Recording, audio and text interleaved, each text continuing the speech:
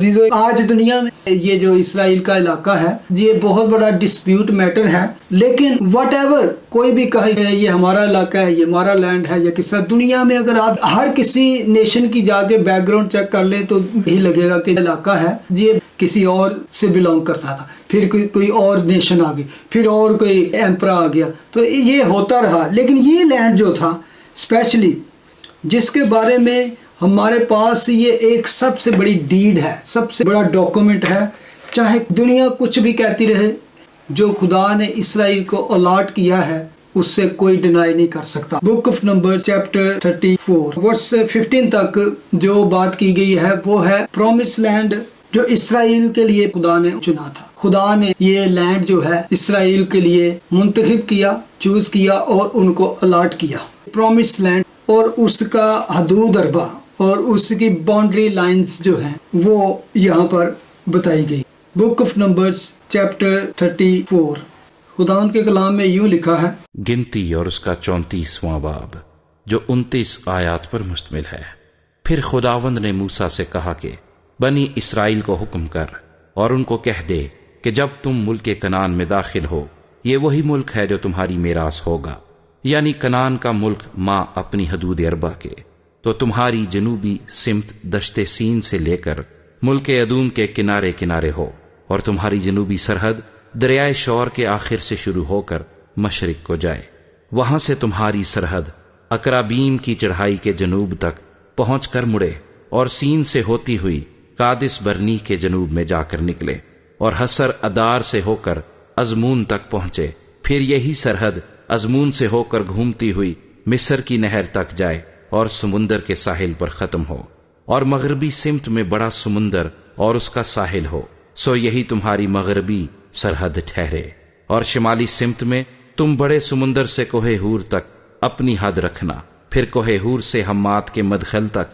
تم اس طرح اپنی حد مقرر کرنا کہ وہ سداد سے جا ملے اور وہاں سے ہوتی ہوئی زفرون کو نکل جائے اور حسر اینان پر جا کر ختم ہو، یہ تمہاری شمالی سرحد ہو، اور تم اپنی مشرقی سرحد حسر اینان سے لے کر صفام تک باندھنا، اور یہ سرحد صفام سے ربلا تک جو عین کے مشرق میں ہے جائے، اور وہاں سے نیچے کو اترتی ہوئی کنرت کی جھیل کے مشرقی کنارے تک پہنچے، اور پھر یردن کے کنارے کنارے نیچے کو جا کر دریائے شور پر ختم ہو۔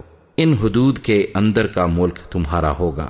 سو موسیٰ نے بنی اسرائیل کو حکم دیا کہ یہی وہ زمین ہے جسے تم قرعہ ڈال کر میراث میں لوگے، اور اسی کی بابت خداوند نے حکم دیا ہے کہ وہ 9.5 قبیلوں کو دی جائے، کیونکہ بنی روبن کے قبیلے نے اپنے آبائی خاندانوں کے موافق اور بنی جد کے قبیلے نے بھی اپنے آبائی خاندانوں کے مطابق میراث پالی، اور بنی منسی کے آدھے قبیلے نے بھی اپنی میراث پالی، یعنی ان 2.5 قبیلوں کو یردن کے اسی پار یریہو کے مقابل مشرق کی طرف جدھر سے سورج نکلتا ہے میراث مل چکی ہے۔ اچھا، یہاں پر ورس 15 تک جو بات کی گئی ہے وہ ہے جو اسرائیل کے لیے پرومس لینڈ تھا خدا نے ان کے لیے۔ اب اس کو یہ کہہ سکتے ہیں کہ یہ ہے ancient document, deed, registry of the land. جیسے آج ہم دنیا میں کوئی گھر خریدیں، کوئی پلاٹ خریدیں، کوئی کچھ خریدیں، تو اس کے بارے میں جو ڈیڈ ہوتی ہے، جو پیپر ورک ہوتا ہے، آپ کو پتا ہے اس کے بغیر لینڈ کی کوئی اہمیت نہیں ہوتی، اور جس کو کہہ سکتے ہیں وصیت نامہ۔ تو we have this ancient document more than any other Asian document, جو اس پروف کرتے ہیں کہ this land is belong to, اور اسرائیل کو دینے والا کون ہے؟ خدا۔ اور خدا کہتا ہے آسمان میرا ہے، زمین میری ہے۔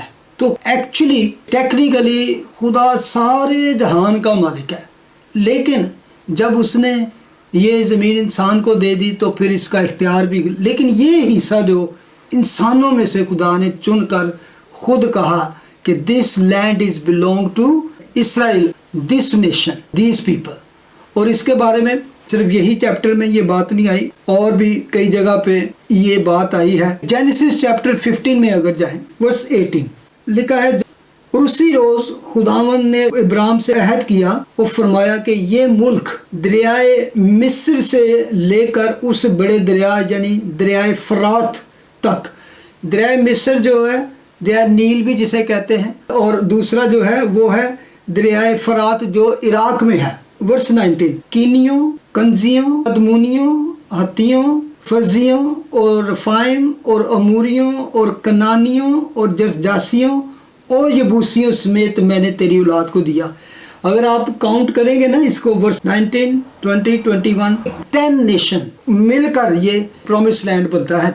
तो ये 10 नेशंस थी जिसको खुदा ने कहा that is going to be your land. तो चाहे दुनिया कुछ भी कहती रहे, जो खुदा ने इसराइल को अलॉट किया है उससे कोई डिनाई नहीं कर सकता। वापस आ जाए चैप्टर 34 पे।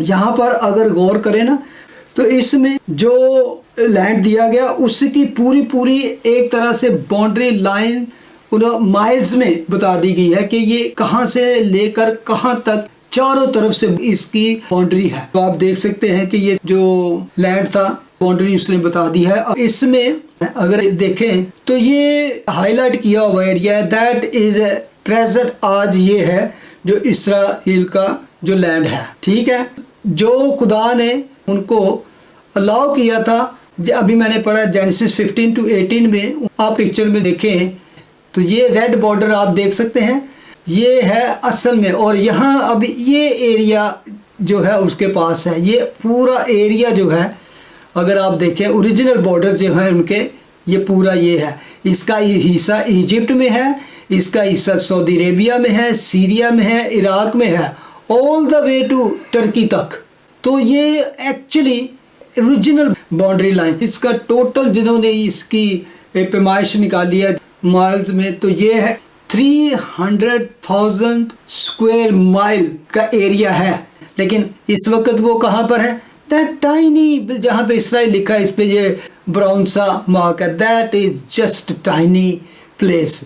लेकिन आपको याद है कि इनकी सबसे जो ज़बरदस्त जो किंगडम थी वो थी दाऊद की, डेविड, उसके बाद उसके बेटे की एक्सपैंड जो की इन फुल ग्लोरी में, जितना भी वो उन्होंने रेन किया, कभी भी ये फुल ग्लोरी तक नहीं पहुंचा। तो उतना कितना था? दे रेन ओनली 30,000, 300,000 से 30,000, 1 in 10% कह सकते हैं। ये जो आपको नजर आ रहा है, ये जो बॉर्डर्स हैं, कभी भी इस पूरे एरिया पर उन्होंने कभी भी कब्जा नहीं था उनका, कभी भी रेन नहीं। तो आप अंदाजा लगाएं कि दैट इज एक्चुअल जो है खुदा ने इसराइल को लैंड दिया था। लेकिन one day the real honour, खुदा ने कहा दिस इज माई लैंड। खुदा का असल में सारी ही दुनिया है जैसे मैंने कहा, लेकिन ये पीस ऑफ लैंड खुदा ने स्पेशली एक हिस्सा चुना दुनिया में जिसमें कहा दिस इज माई। किस तरह आप जानते हैं? आपको पता है कि दुनिया में कौन सा जमीन का टुकड़ा है जिसको होली लैंड कहा जाता है? No other land called Holi land, that is Israel. That's why this land is called holy land, because खुदा ने कहा this is my land। तो एक दिन आएगा जब हमारा खुदावन इस दुनिया में आएगा, तो that is going to be the border of his kingdom। तो ये जो बाउंड्री लाइन दी वो आज भी इसमें रिकम है, हमारे पास डॉक्यूमेंट, और खुदा करेगा कि एक दिन इस पर उसका कब्जा होगा। तो इसके बाद वर्स 16 से लेकर आगे एंड तक, जब मूसा को खुदा ने कहा कि इनको बता देंगे कि कौन से लोग होंगे जब मुल्क में एंटर हो जाएंगे, जब वो उस पर कब्जा कर लेंगे, तो who are people responsible to divide the land in all tribes. असल में ये इसलिए ज़रूरी था क्योंकि Moses was going to die, तो उसको किसी न किसी बंदे को जिम्मेदारी देनी थी। एक बात मैं बड़ा हैरान होता हूँ, आई एम रियली सरप्राइज कि अभी तक उन्होंने उन प्रॉमिस लैंड का 1 फुट भी कैप्चर नहीं किया था, दाखिल भी नहीं हुए थे। तो स्टिल ये कितने बड़े यकीन की, कितने बड़े फेथ की बात थी। ये कैसी डॉक्यूमेंट्स लिखे गए थे कि they are going to capture all this land, कि उसको रिटर्न कर लिया गया। ये खुदा का वादा था। और जो लोग लिख रहे थे उनका ईमान देखें वो कितना बड़ा था कि उनको इस चीज़ का मुकम्मल यकीन था कि चाहे वहाँ पे 10 नेशंस हों, चाहे वो बड़ी जायंट्स हों, चाहे वो कितने भी बड़े बड़े किले हों, या तो we are going to conquer them all. That was only by faith, they did that, and सारा वो जो खुदा का हुक्म था उसको انہوں نے پورا کیا اور پھر ان ملکوں پر قابض ہوئے.